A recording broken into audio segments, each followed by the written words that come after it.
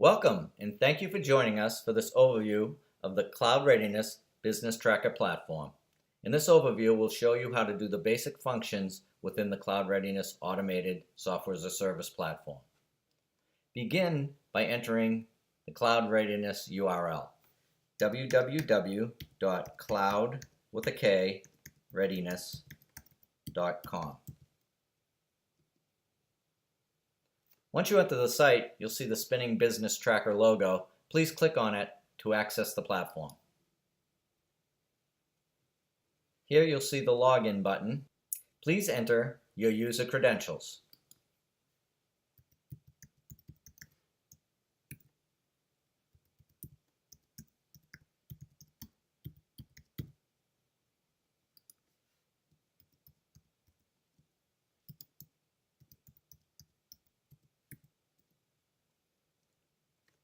Upon entering the platform, you'll notice that there are four major modules: the Financial Impact Analyzer, the Active Response Advisor, and the Compensation Analyzer.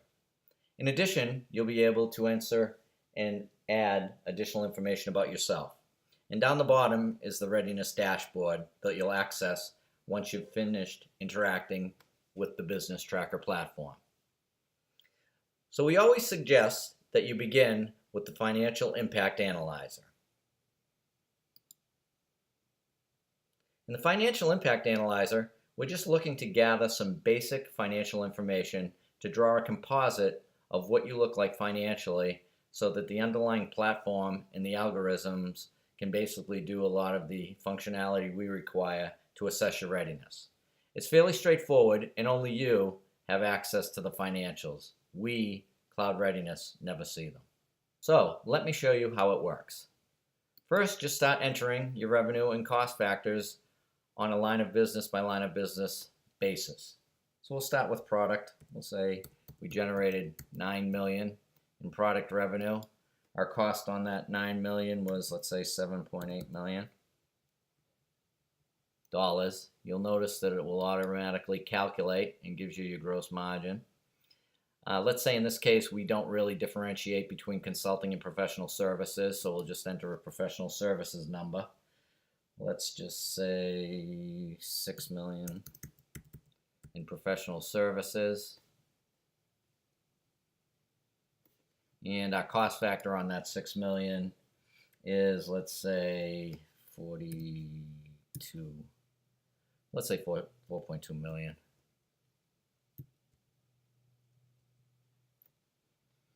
And it will calculate 30% gross margin, fairly good. Go down to support. Let's say we did 2.8 million with a cost to us of, let's say 1.9 or thereabouts. And there, we've basically done a calculation on what our P&L looks like. At this point, we were about 17.8 million in revenue with a cost of $13.99 million. Then to access the next area, just press on it. So let's put in our operating expenses. And let's just say we had 2.5 million in operating expenses. There we go. So in this case, we're a somewhat healthy business, 21% in gross profits. We run a tight ship. We're basically dispensing about 7% in EBITDA. So we're a best-in-class business from an EBITDA perspective. So at this point, we've concluded what we need to do with this area. If you so desire, you can certainly go down and add the below-the-line numbers on depreciation, interest, etc. But most people stop with EBITDA and move on. Next, let's go to the Sales Compensation Analyzer. So in this case, you would put in any of the roles that exist within your sales organization. So in this case, I'll just add in inside sales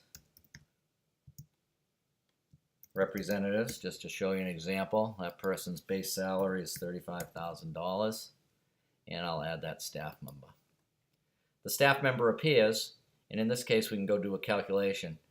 just to help you along, because we do have many organizations who their proposed sales plan is not really adequate or appropriate for a recurring revenue sales model. We've provided a little primer here, so simply click here to view some of the core tenets of building out a recurring revenue sales plan. And this is just a little guide just to give you a feel for what are some of the key components within a recurring revenue sales plan. But with that, once you're done with that, go back, just click give it a try. And in this case, click on the calculator. And now give us a composite of what your pay plan looks like and how you believe you're going to attack recurring revenue. So in this case, you may just determine you'll only compensate your people on cloud services, so you can jump right here and put in that information. What we typically see is many people will have a multi-pronged approach. They'll allow those sales professionals to sell product, professional services, etc. So we'll go up to product. We'll basically say our traditional inside sales representative sells on average $10K a month in product. They're paid 10%. It's measured on gross margin. It's a transaction. We pay our sales reps, in this case, let's say on invoice. It's project related. We pay 100% of that once we invoice the customer in this case. And it will do an auto calculation of what the payment would look like. And again, we'll just go down and now let's say support and managed services. Let's say our folks won't be compensated whatsoever in professional services or consulting, but if they are, certainly go here and fill in these areas. But in this case, let's say our inside sales rep from a support and managed service perspective generates an additional 12K.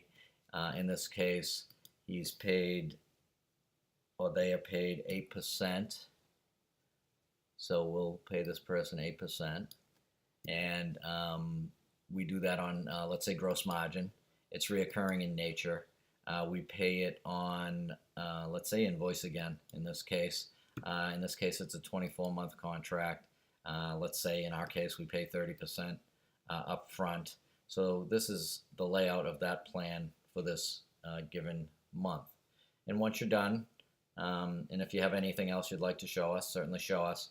And at the end of the day, the platform will go in, assess what this looks like, basically analyze it, score it, and now we have the financial information, and what we're really focused on there is the business mix, along with your sales plan, sort of the bedrock items. These aren't really an opinion, they are what they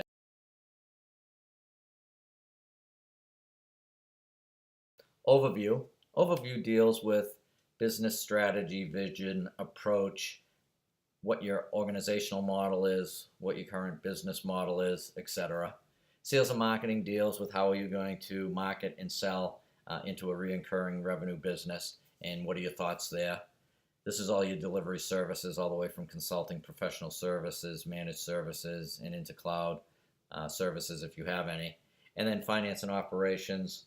What do you look like financially? How do you operate the business from a back-end perspective? And what systems and processes do you have in place to deal with this? So let me go to overview. I've already done a little pre-population, but show you what it looks like. So essentially, we start you off slow, give us a snapshot, go a little deeper, and then give us a full picture on the area. As you traverse through the platform, you'll just go deeper and deeper, and the platform will feed you questions, essentially based on how you've answered previous questions and whether or not we see any conflicts. When you get to the end of a section, it'll tell you you've completed the section. Would you like to go to the next? Click yes. And as you can see to the right here, we've actually seen to date, and again, we're about 55% through interacting with the platform, so we're already seeing activities and gaps that exist based on our interaction with the platform. So in this case, I'm going to jump into sales and marketing where I left off, and I believe I left off in the deeper dive area. And again, at this juncture, I may have answered perhaps 40, 45 questions. In this case, I'll probably be asked a series of perhaps 80 to 90 questions. And usually I will be in and out of the platform in about 67 minutes total. This replaces a 3-day on-site consulting engagement, by the way. So in this case, I'll be asked this question, and again, it's fed based on how I've answered previous questions. So have I done any analysis on my current client base to evaluate the revenue mix and how long I've been dealing with this clients and what will happen if any of that business moves to the cloud? In this case, I'll say no. Is our business development approach to enter new markets regimented and measured regularly? I'll say yes. I approach things very well and I'm operationally sound. Do your sales and services management compensation plans, so the folks who are managing your architects and your sales folks, are they incentivized to drive services sales? I'll say yes in this case. Does your business professional who does business development have experience in setting strategy? In other words, you're entering a new business. How well did they do with crafting a strategic plan? I'll say yes, they do. And the questions will go on in a cascading manner. And again, we'll keep populating issues and areas we see for the final results. And again, the platform will ask you roughly 85 to over 125 questions, depending on how you're answering things and what the consistency is and level of conflict.